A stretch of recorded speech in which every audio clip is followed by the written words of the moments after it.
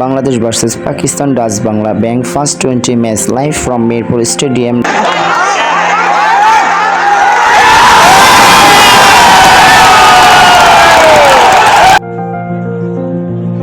বন্ধুরা, আমি আছি এখন মিরপুর স্টেডিয়ামে আর এখানে অনুষ্ঠিত হচ্ছে বাংলাদেশ ভার্সেস পাকিস্তানের প্রথম টি-20 ম্যাচ।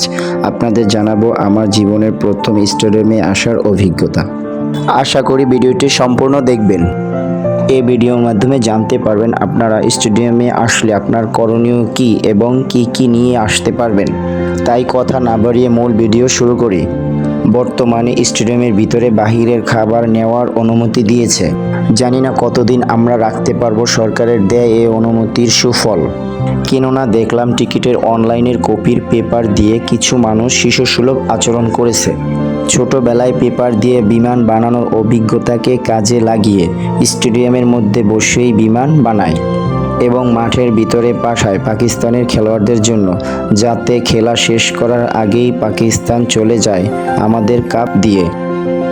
আগে ঘন্টার পর ঘন্টা লাইনে দাঁড়িয়ে টিকিট কাটতে হতো, এখন সেটার আর দরকার হয় না, যা অনলাইনে পেয়ে যাচ্ছি খুব সহজেই। তাই আজ থেকে যারা আমার ভিডিও দেখতেছেন তাদের কাছে আমার অনুরোধ, এমনটা কখনোই করবেন না। যত পারেন গ্যালারিতে বসে দুষ্টামি করবেন এবং আনন্দ ভাগাভাগি করবেন। কোনো কিছু মাঠের ভিতরে ফেলবেন না এবং অন্যকে উৎসাহিত করবেন না। প্রথম স্টেডিয়ামে যাচ্ছি, মজাই অন্যরকম।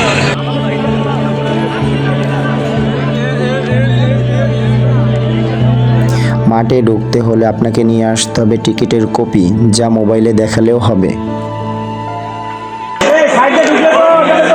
আমরা ফার্স্ট চেক আপের পরে দ্বিতীয় চেক আপের জন্য চলে আসছি 5 নম্বর গেট থেকে প্রবেশ করার সময় আপনার কাছে দাতব দ্রব্য যা থাকবে সব রেখে দেবে, এমনকি কপাল খারাপ হলে কলমও রেখে দিবে।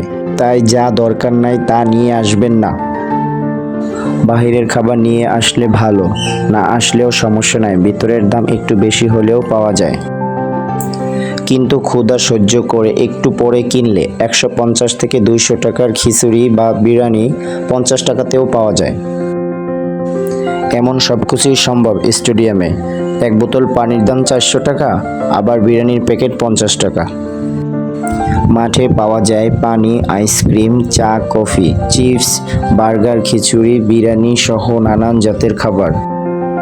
আমার একটি বিষয় নজরে পড়ল, খাবার উচ্ছিষ্ট অংশ, পানির বোতল, খালি প্যাকেট ফালানোর জন্য কোনো ডাস্টবিন ছিল না। তাই গ্যালারির দর্শকদের অনিচ্ছাকৃত হলেও গ্যালারি অপরিষ্কার রেখে চলে আসে। আমার জীবনের প্রথম অভিজ্ঞতা মাঠে বসে যা হলো তাই আপনাদের মাঝে শেয়ার করলাম। ভালো লাগলে লাইক, কমেন্ট এবং একটা শেয়ার করে দিবেন। যারা চ্যানেলটা সাবস্ক্রাইব করেন না, অবশ্যই চ্যানেলটা সাবস্ক্রাইব করে বেল আইকন বাজিয়ে দিবেন, যাতে পরবর্তী ভিডিও আপনার কাছে পৌঁছে যায়। আপনাদের ভালোবাসা পেলে আরও সুন্দর সুন্দর ভিডিও বানাতে উৎসাহিত পাবো। এবার কিছুক্ষণ মাঠে বসে খেলা দেখার মজা উপভোগ করুন।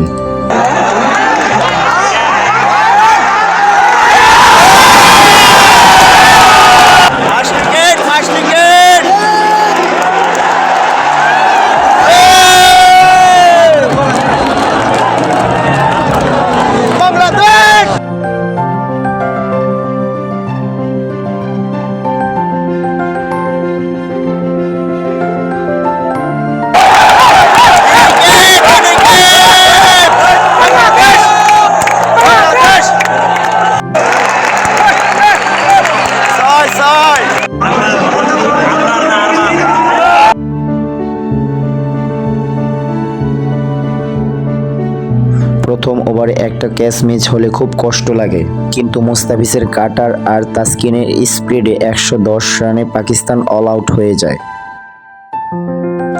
বিরতির পর বাংলাদেশের পরপর 2টা উইকেট পড়াতে আমার মন খুব খারাপ হয়, কিন্তু পরের জুটি ইমন ও তাওহিদ হৃদয়ের জড়ো ব্যাটিংয়ে বাংলাদেশ জয়ের প্রান্তে চলে যায়।